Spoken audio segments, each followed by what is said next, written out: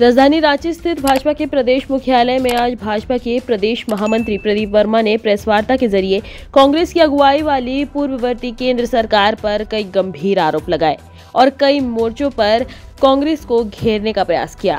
श्री वर्मा ने कहा कि 2004 से 2014 तक कांग्रेस के कार्यकाल में देश को लूटने का काम हुआ है और तत्कालीन प्रधानमंत्री मौन होकर देखते रहे। लूटते हुए, चौपट होते हुए देख रहे थे, कोई किसी के कंट्रोल में नहीं था।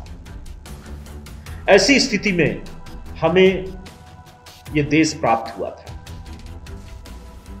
तो देश की अर्थनीति को गति देना था, देश की जीडीपी को बढ़ाना था।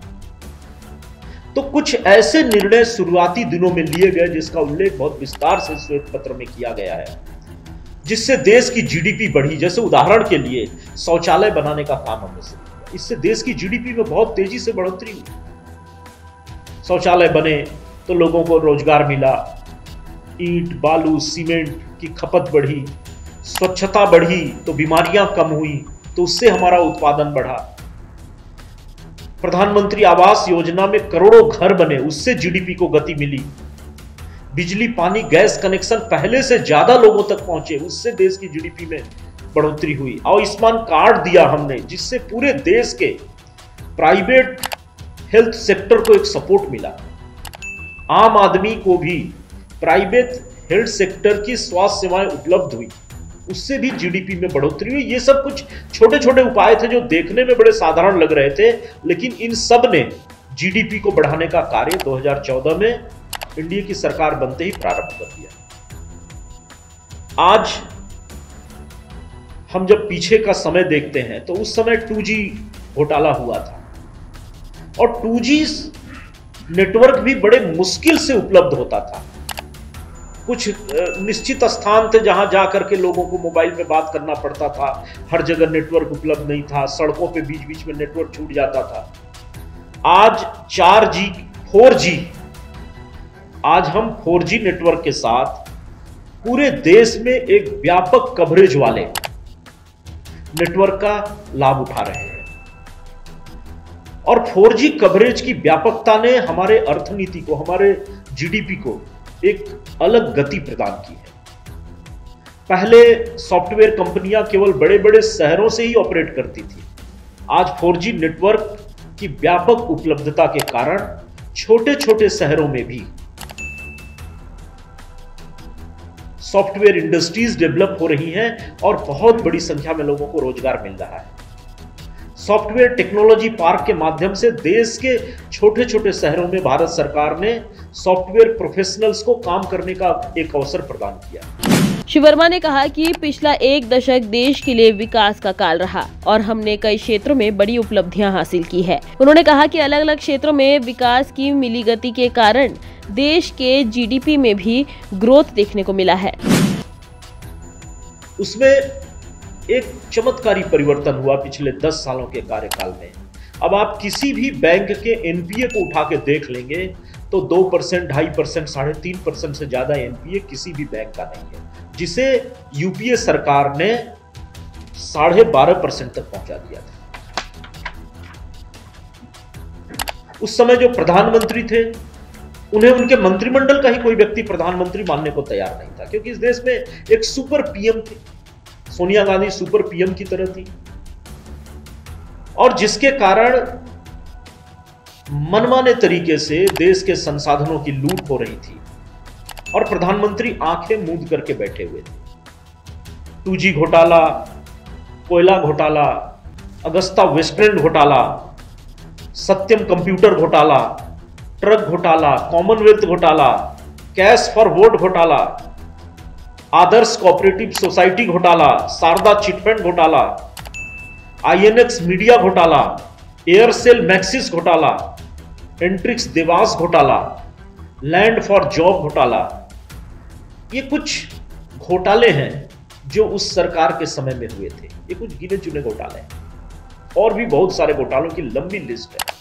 वहीं श्री वर्मा ने आगे कहा कि वित्त मंत्री निर्मला सीतारमण ने 10 वर्षों की उपलब्धियों पर श्वेत पत्र भी जारी किया है। उन्होंने कहा कि यह माकूल वक्त है जब हम कांग्रेस और भाजपा के 10-10 वर्षों के कार्यकाल का तुलनात्मक अध्ययन करें। तुलना करने की दृष्टि से दो कार्यकाल है। एक यूपीए का कार्यकाल जो 2004 से 2014 तक का करीब 10 वर्षों का, और 2014 से लेकर के अब 2024 चल रहा है आदरणीय प्रधानमंत्री नरेंद्र भाई मोदी जी के नेतृत्व में एनडीए गठबंधन के सरकार का 10 साल। इन दोनों 10 वर्षों के जब आर्थिक पहलुओं पे हम विचार करते हैं, तुलनात्मक अध्ययन करते हैं, तो बहुत सारी बातें हैं जो हमारे सामने आती हैं। इन्हीं सारी विषयों को लेकर के देश की यशस्वी वित्त मंत्री श्रीमती निर्मला सीतारमण जी ने पिछले दिनों संसद में भारत की अर्थनैतिक विषयों पर एक श्वेत पत्र जारी किया। यह श्वेत पत्र वास्तव में तो 2014 में ही हमें जारी करना चाहिए था। 2004 से 2014 तक यूपीए की सरकार ने जिस प्रकार से भारत को आर्थिक रूप से खोखला बना दिया था, श्वेत पत्र तो उसी समय जारी करके यूपीए सरकार के आर्थिक मोर्चे पर की गई मनमानी, भ्रष्टाचार, लूट और विफलताओं को जनता के सामने रखना चाहिए था। लेकिन उससे एक नुकसान होता कि पूरे दुनिया के सामने भारत की बदनामी होती, भारत का आर्थिक खोखलापन पूरे दुनिया के सामने उजागर हो जाता। हमें तो थोड़ा पॉलिटिकल लाभ जरूर मिलता, लेकिन भारत की बदनामी होती।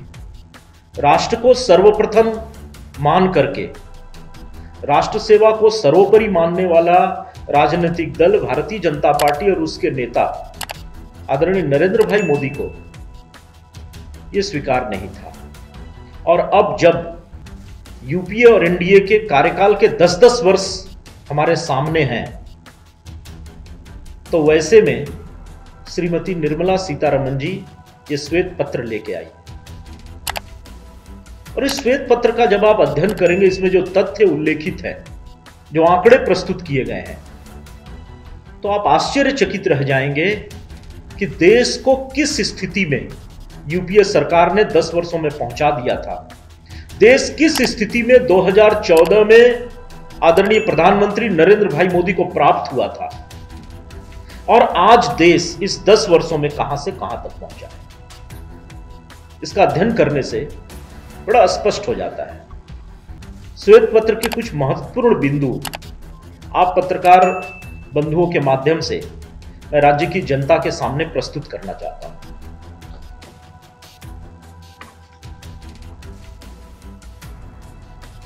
दो 2004 और 2014 तक यूपीए की जो सरकार थी, और 2014 से 2024 अब जब एनडीए की सरकार है, प्रधानमंत्री नरेंद्र भाई मोदी की सरकार है, तो उसका अध्ययन करने से यह बड़ा स्पष्ट दिखता है कि कैसे अर्थव्यवस्था हमारी आगे बढ़ी है। जैसे उदाहरण के रूप में, बैंक किसी भी अर्थव्यवस्था के एक प्रमुख स्तंभ होते हैं।